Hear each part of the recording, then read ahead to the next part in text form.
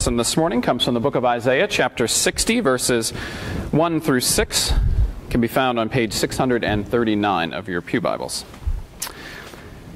Someone was saying the other day at Bible study that we seem to be spending an awful lot of time talking about Isaiah lately, and that's for good reason. Isaiah is one of many prophets who talks about hope to come for the people of Israel, hope that many believe came in the form of Jesus when he was born. And so what we have here this morning is a lesson that was offered to the people of Israel after they had returned home from their time in exile, when they thought things were going to be wonderful and things really hadn't gotten a whole lot better than before they left. And it is again a promise of hope that good things are to come, with the end of this text suggesting a little bit about the Magi that would come to praise the one who is coming for the people of Israel. And so we'll read here in the 60th chapter. Arise, shine, for your light has come, and the glory of the Lord has risen upon you. For darkness shall cover the earth, and thick darkness the peoples. But the Lord will arise upon you, and his glory will appear over you. Nations shall come to your light, and kings to the brightness of your dawn. Lift up your eyes and look around. They all gather together. They come to you. Your sons shall come from far away, and your daughters shall be carried on their nurses' arms. Then you shall see and be radiant. Your heart shall thrill and rejoice, because the abundance of the sea shall be brought to you. The wealth of the nations shall come to you. A multitude of camels shall cover you, the young camels of Midian and Ephah. All those from Sheba shall come. They shall bring gold and frankincense, and shall proclaim the praise of the Lord. And that our gospel is from Matthew chapter 2, verses 1 through 12, found on page 835. So this morning we have Matthew's unique contribution to the birth story, and that is the story of the arrival of the Magi. Matthew's gospel was written for a Jewish audience, and so it is very likely that this story was included in order to show that the birth of Jesus was for more than the Jews, that this was something that was intended to be for the Gentiles, the non-Jews as well, because as we see here, the first who come and worship Jesus are obviously non-Jews from the East. And so we'll talk much more about this in a minute. For now, we'll read in the second chapter. In the time of King Herod, after Jesus was born in Bethlehem of Judea, wise men from the east came to Jerusalem asking, "Where is the child who has been born King of the Jews? For we observed his star at its rising and have come to pay him homage." When King Herod heard this, he was frightened, and all of Jerusalem with him. And calling together all the chief priests and the scribes of the people, he inquired of them where the Messiah was to be born. They told him, "In Bethlehem of Judea, for so it has been written by the prophet. And you, Bethlehem, in the land of Judah, are by no means least among the rulers of Judah. For from you shall come a ruler who is to shepherd my people Israel." Then Herod secretly called for the wise men and learned from them the exact time when the star had appeared. Then he sent them to Bethlehem, saying, "Go and search diligently for the child, and when you have found him, bring me word, so that I may also go and pay him homage."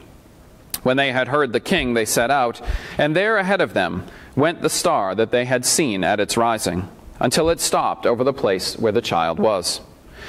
When they saw the star had stopped, they were overwhelmed with joy.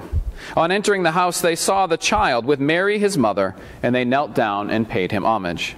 Then, opening their treasure chests, they offered him gifts of gold, frankincense, and myrrh.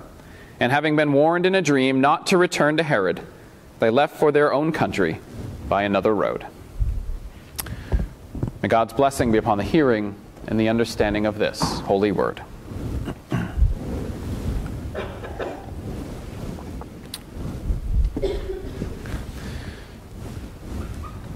As many of you may know, I have a book slated to be published later this year by Chalice Press. Tentatively titled Wilderness Blessings, this book is a personal and theological reflection on the tumultuous first year of our son Jacob's life. And this morning I'd like to offer you a couple of brief excerpts from the manuscript, starting with the prologue. Wandering beneath the fluorescent lights of Walmart, my wife Kristen and I, along with our sons Noah and Jacob, were peering at all the displays while all those happy, smiley faces were peering back at us. With Noah's hand in mine and Jacob cradled in the seat of the cart, a shopper approached us to admire our newest addition. Smiling, she peered into the car seat, gasped audibly, and then rushed down the aisle without saying a word. We were left standing in a wilderness of silence. Our newborn child didn't look like the Gerber baby she had expected, and she had no idea what to say about it. Raising a child with Down syndrome, such encounters have become everyday normal for us. We would learn to move past such reactions, but getting to that sanctuary of understanding was a journey. It would take a reconstruction of Jacob's heart and mine. My faith, my relationships with others, my understanding of God, my vision of the future, everything would need to be radically reconstructed. But when my eyes finally adjusted to my new surroundings, reminiscent of Dorothy opening the door from grainy black and white to Technicolor vibrancy in The Wizard of Oz, I couldn't begin to believe what I saw. God's wilderness blessings were everywhere.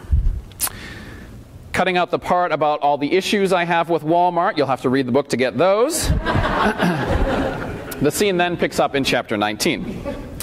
This wasn't the only way life in the real world took some getting used to, though. Remember Walmart? When Noah was a baby, Kristen recalls walking through Walmart one day only to see an older woman approach the baby carriage. As those with children know, older people love to come over to admire little babies. Yet this was fairly out of the ordinary. Instead of commenting on how cute Noah was or asking how old he might be, this woman asked if she could sniff his head. You heard that right, yes. A total stranger coming up and asking if she could sniff our baby's head. Now, babies do have that special smell to them, I understand, but this request, well, let's just say that while Kristen doesn't really recall what she said, it's safe to say that there was no head sniffing allowed. Now compare that to the other woman, the same perhaps, who had nothing to say when she peered into Jacob's car seat years later. Yup, it was the feeding tube that got her. People just aren't used to sticking their heads into carriages and seeing anything but the perfect resemblance of the Gerber baby. The feeding tube was just too much for this woman, and she didn't know how to respond, so she didn't. And I'll admit that it hurt. It hurt to think that Jacob's differences made him somehow uncute or unlovable. We'd get over it, though. Although I couldn't articulate it then, I began to realize that such a reaction actually says more about that woman than it does about Jacob.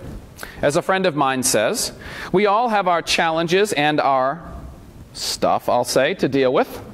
It's just that for Jacob, that stuff is visible on the outside.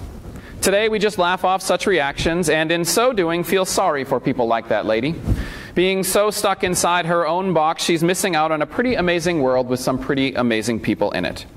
Translation, if you're only sniffing the heads of perfect people, you've got a whole lot of sniffing left to do. So what does head sniffing have to do with Matthew's Magi? You're probably wondering by now. Well, let's take a closer look at this story, which I think may be more misperceived than any other in the Bible. So you know this story, right? Whether you donned a plastic crown, a 3 sizes too big bathrobe, and carried a half-used bottle of cologne as a youthful pageant actor, or whether you first experienced this story a couple of weeks ago in the parish house when the herdmans tried to smother the baby Jesus with the gift of a baked ham, you probably have a sense of what this story is all about. Which is why today we should probably start by saying what this story is not about. First of all, it is not about a group of kings. The Isaiah text we read earlier, in which it is stated, "Nations shall come to your light and kings to the brightness of your dawn." Psalm 72, which says, "May all the kings of Sheba and Seba bring gifts. May all kings fall down before him." Along with hymns like "We Three Kings" that we sang, is likely how they got that association. But they were not kings. They were magi. Magi comes from the Persian magush, a category of fire priests of Median origin, responsible for political, religious worship and purity ceremonies. So even though the word forms the root of the word magician, they were not magicians in the modern sense of the word. Rather, the word refers to kind of a religious figure. Magi had wisdom by being in touch with another reality, so wise men is actually an appropriate translation. As I mentioned to the kids, there were not 3 of them. As one author writes, that is based mostly on the slender piece of evidence that they gave Jesus 3 gifts, though that proves virtually nothing.